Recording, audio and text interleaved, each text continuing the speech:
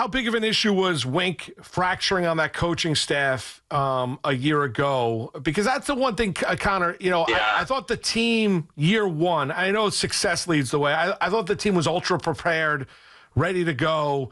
The coaching staff gave them a distinct advantage. I didn't get that sense, and I know they got ravaged by injury, and I didn't get that sense necessarily. I'm not telling you the team quit. It didn't. But didn't get that sense year two like I did year one. What about this coaching staff year three? That was definitely a thing. I mean, Brian Daboll and Wink Martindale, there wasn't a pre-existing relationship there for them to know each other that well, but they butted heads just because they're very different people. I mean, Wink, for all his bravado and what you think who he is, he's not Rex Ryan. He's not boisterous. I mean, that's not. So when Brian Daboll would kind of get real hot-headed and heated on the sideline, you'd see Wink was really even keel throughout the good, the bad, everything. That's just the type of coach that he is. Not a storyline that's being talked about enough with Wink Martindale is that he took Giants defenses that really did not have a lot of talent, and his teams were designed to confuse the opposition so much. And I'm sure sometimes they confused his own players too, but he was confusing the opposing quarterback so often that the Giants were able to orchestrate success despite not necessarily having talent. That is not Shane Bowen.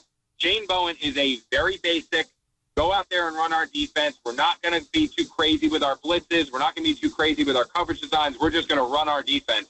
I don't know if the Giants have the talent on defense to do that. And they didn't have the talent the last 2 years, but Wink was so creative and unorthodox that he was able to mask some of their flaws. I think those flaws are going to be on display for the defense, and I don't know if we're talking about that too much. As far as the chemistry within the coaching staff, that was an issue last year. You basically had the Giants. If the Giants let Mike Kafka go, he was going to be Seattle's offensive coordinator. Brian Daboll was going to lose all three coordinators. They just didn't want the perception of what that was going to look like. So they gave Kafka the promotion to assistant head coach. Here's a little bump and is all that is. I think storyline is what we need throughout the year because ultimately moves that season factor on whether or not Daboll keeps his job or not. Because if that working environment, which from a coaching standpoint was at times toxic last year, if it's toxic again this year, there's going to be some changes on the sideline. I think you'll have a new head coach for the Giants next season. Wow. You think that much pressure's on Daboll this year?